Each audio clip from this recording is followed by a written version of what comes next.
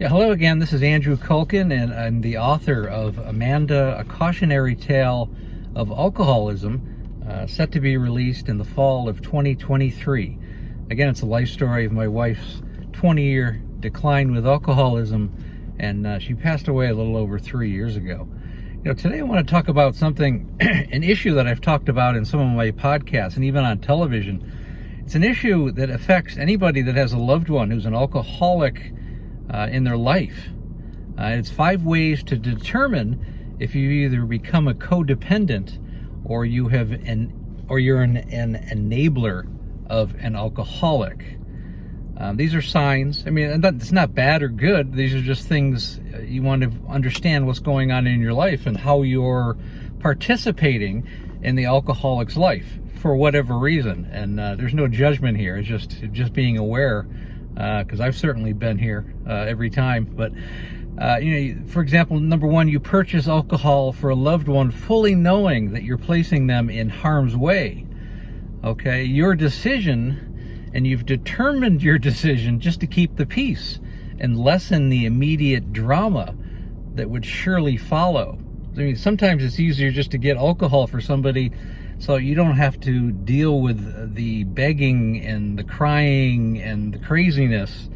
Here's some alcohol, now go away, don't bother me. Okay, unfortunately, sometimes you have to do that for your own sanity. Okay, number 2, now you've made excuses or you've covered for the alcoholic loved one out of loyalty or out of a sense of duty. You do have, certain loyalty, and this could be a husband-wife relationship, it could be a parent-child relationship, it could be a boyfriend-girlfriend. You want to be loyal to that relationship because being loyal to that relationship is your own identity. It's your own culture. But for example, going to a social event alone without a significant other and explaining that they're too sick, or explaining to their boss or where they work that they're too sick to go to work. Eventually you'll find yourself alone during most social events with friends or family. It's very unfortunate. Covering for them at work, explaining to their employee that they're too sick or unable to go, making up excuses. These are all enabling techniques. Number 3, constantly making excuses for their lack of attendance at family functions.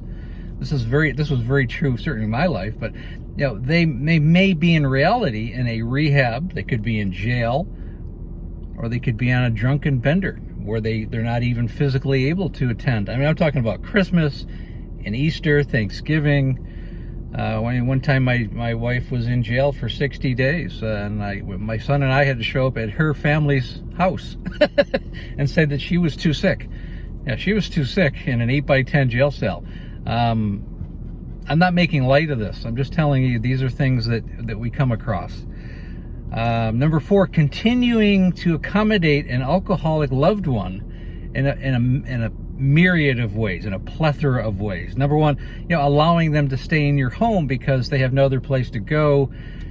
This is more of a parent-child thing. Giving them money when they have none, fully aware that where the money is going to be used for the drugs or the alcohol or the addiction.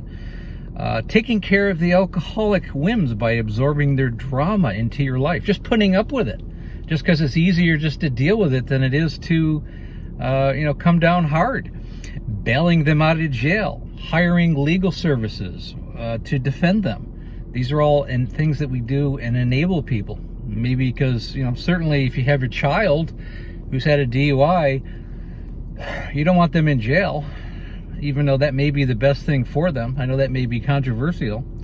Paying their fines or their tickets or their court costs, paying for anything. It's not really your responsibility, even as a parent. I'm talking about 19, 20, 24-year-old kid, 30-year-old kid. You shouldn't have to do that as a parent. You're not teaching them anything, you're enabling them. The 5th one is being codependent in denial along with the alcoholic loved one. In other words, constantly telling yourself that they don't really have a problem as they are a high-functioning alcoholic.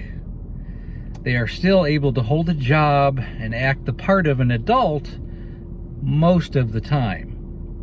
Believing the alcoholic that they can stop any time, and the old age excuse of it won't happen again.